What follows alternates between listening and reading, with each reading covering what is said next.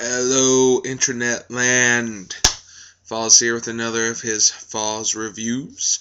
My second in a week time, so staying pretty consistent, pretty good here. I'm gonna try to hit you every Friday, or at least once a week.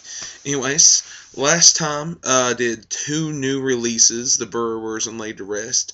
So this week I decided I would do a old favorite of mine, a classic if you want to call it that, of Trick or Treat. Despite what the cover shows, Gene Simmons and Ozzy are not the stars, though they are in it. Gene plays a radio DJ called Nuke, who's in it for about 5 minutes, and believe it or not, Ozzy plays a television evangelist who's in it for about 2 minutes. And that's probably one of the main reasons this movie is known by some people, just because they're in it, and it was during the 80s, heyday of hair metal, and that's pretty much what this was about. Horror movie meets heavy metal rock and roll. So the cover art's pretty misleading, but the back of it's pretty nice. It has a actual shot of Gene as Nuke on there. You can see right there. And here's Sammy Kerr, the main evil rock and roll guy, right there, doing his little shtick. And then you got some special effects guys doing, I guess, the Sammy Kerr prosthetics, which is pretty much the only special features that you get with this disc. It's just those pictures, because it's pretty bare bones. It's digitally mastered, but doesn't look that much better from the VHS I used to rent back in the day. And still full screen and just 2.0 and Dolby Digital. Anyways, on to the plot of the film. It's kind of your average story of boy gets picked on at school for being, evil metalhead, and, so he writes letters to his favorite rock and roll star who went to that same school, and they kind of form a bond. So whenever his favorite rock and roll star, Sammy Kerr, burns himself alive in a satanic ritual, he comes back as a demon through a record that, Ragman can play backwards, and come and to destroy and wreak havoc on the town. And basically the plot of it. It's a little far-fetched, I think, that a rock star who becomes a demon will, his only priorities is to come back to the small town that he came from and hook up with a fan. But whatever, it helps the plot. But the fan was played by Mark Price, who people know as Skippy, the annoying next-door neighbor on Family Ties. In this, he plays Eddie Weinbauer, a.k.a. Ragman. And he's joined by Tony Fields as Sammy Kerr. Now, Tony, he wasn't an actor, really. He was more of a choreographer, and I guess they got him for his dance moves whenever he played, the rock star scenes where he was dancing around on stage. He was really a solid gold dancer, if anybody remembers that old show, kind of like Soul Train or whatever, I guess. And it says on his IMDb thing that he did the choreographed dance in Dream a Little Dream, I guess, where Corey Feldman danced on the bleachers. And it says summer school, but the only dance scene I remember in summer school is maybe at the party where the couch catches fire, like everybody's dancing around, but that's really shitty, but whatever.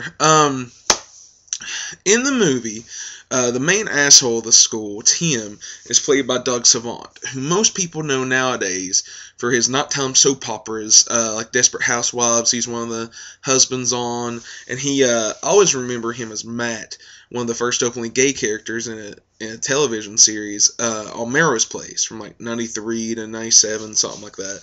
He was one of the long-lasting characters when everybody came and went. The movie, I mean, I've given you the basic plot of the movie. He plays the records backward, and the demon of Sammy Kerr comes, and they wreak havoc. But then a wrench gets thrown in the machine, and fucking shit hits the fan whenever Ragman decides that he's in love with Leslie, one of the pretty people that they're going against, and it kind of fucks up the plan. Then he snaps out of his borderlining on evil thing, And Sammy gets pissed, of course, because, hey, he went to all the trouble of becoming a fucking demon. Now this guy's, going to give it up for a girl? Yeah. No false metal, Ragman. No false metal. Anyways, that's pretty much the plot of the story. It gets a little cheeserific at times.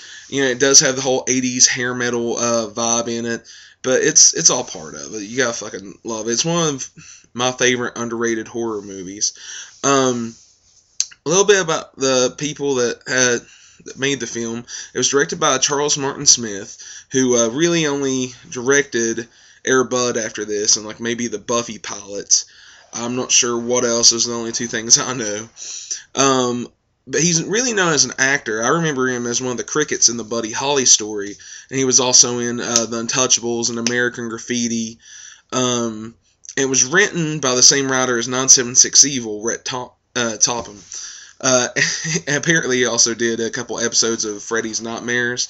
If you remember that horrible Nightmare on Elm Street TV series spinoff, where the only reason to watch them was Robert Englund as Freddy doing his little Crypt Keeper shtick. Anyways, but like I said, Gene and Ozzy are in it, so like that's how it's kind of gotten known over the years. I don't really care too much about those points. I just think it's got, some really cool special effects in it, and everybody can relate to the whole outcast in a small town thing. And another interesting point about it, Glenn Morgan, who played Roger, the best friend on this was his only acting, but he went on to direct the Willard remake, which is fucking insane, and the Black Christmas remake, which is fucking horrible. So he's kind of on either end of the spectrum, and I think he also wrote a couple of the Final Destination movies, like the 1 and 3, which were pretty good. I guess we'll never see a special edition of this, unfortunately, due to the fact that I know Anchor Bay was trying to release a 20th anniversary back in 2006, and it got shot down due to music licensing rights. Like, there's also posters of all these heavy metal bands all throughout the film, so I bet that was another thing, probably likeness rights. So, unfortunately, I think the bare bones is all we're going to get. It's out of print right now, but you can usually find it on eBay and Amazon used for about $5 from the individual sellers. So if you can, you got an extra $5 to spend on your PayPal, go nuts. It's fucking awesome.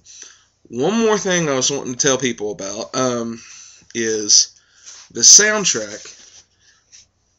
As you see here, I have the vinyl of one of my favorite pieces of my collection. It's done by the band Fastway, who did all the songs for it.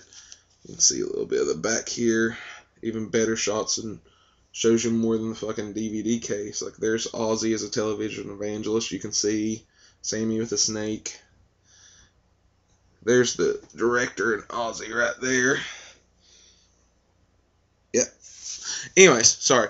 The lead singer of Fastway was Dave King, and you might know him now as lead singer of Flogging Molly, the big Irish punk band that everybody goes crazy for, me included. I've been to several Flogging Molly shows, and I always like to scream out Fastway until I get a little glance from him. They're pretty much like Motley Crue, Shout at the Devil era. I mean, it's real just straight ahead metal. But it's great. It's just funny knowing that Dave King went on to be the front man of Flogging Molly. And that's really all I have to say about it, though I do have a cool shirt that's out of print now, I guess, because I got it from Fright Rags, but whenever I was checking it out, it was pretty much gone. And that used to be the original VHS cover I used to get from the mom and pop shops, complete with fire all around it, which what really attracted me to it whenever I was little. But, unfortunately, they just wanted to sell copies, so they gave us Gene and Nuke, who doesn't even look like they do in the film, on the front. Gene and Ozzy. Gene and Nuke. Anyways, this is FOZ. That's Trick or Treat. Join me next week, or maybe even halfway through this week for another review. And, thank you, YouTube. Have a good night.